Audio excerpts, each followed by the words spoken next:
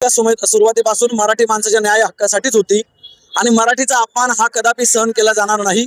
भारतीय जनता पार्टीच्या जिल्हाध्यक्षांनी जो उपमर्द केला या मराठी माणसांचा 15 कोटी जनतेचा, तो आम्हाला भारतीय जनता पार्टीमध्ये राहून आम्ही सहन करू शकत नव्हतो। आणि त्यानंतर त्यांनी माझ्यावर जो माफीनाम्याचा दबाव टाकला, त्यानंतर मात्र त्यांच्या म्हणण्यानुसार त्यांचं म्हणणं एक तर पक्षात राहा, एक तर माफी माग। मला मराठीसाठी पक्ष सोडणं परवडणार आहे, पण माफी मागे परवडणार नाही, कारण हा 15 कोटी मराठी माणसांच्या मनाचा प्रश्न होता। आम्ही छत्रपती शिवाजी महाराजांचा स्वाभिमान घेऊन जगणारे, तोच आमचा आत्मविश्वास आणि श्वास असणारे मावळे आहोत। आणि आज मला वाटतं 1960 पासून हा जो शिवसेना पक्ष आहे, ही सुरुवातीला चळवळ होती जी मराठी माणसाच्या हक्कासाठी होती। आणि या शिवसेनेने या करोडो मराठी माणसांच्या हृदयावरती अधिराज्य केलेलं आहे।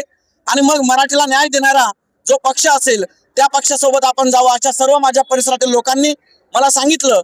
आणि त्यानंतर आम्ही खूप विचारपूर्वक 72 तासानंतर हा निर्णय घेतला की आम्ही कल्याण लोकसभेचे जे कार्यसम्राट खासदार आहेत डॉक्टर श्रीकांत शिंदे, ते विजनरी लीडर देखील आहेत। आम्हाला विकासाबरोबर आमचं सांस्कृतिक संवर्धन झालं पाहिजे, भाषीय संवर्धन झालं पाहिजे।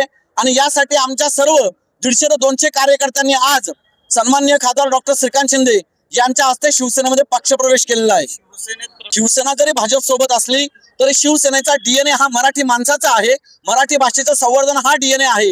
आणि त्यामुळे आमच्या राष्ट्रवादाच्या विचारधारेबरोबरच आम्हाला मराठी माणसाचं म्हणजेच प्रांतीय भाषेचं संवर्धन सुद्धा झालं पाहिजे, म्हणून आम्ही शिवसेना या पक्षासोबत गेलेले आहोत।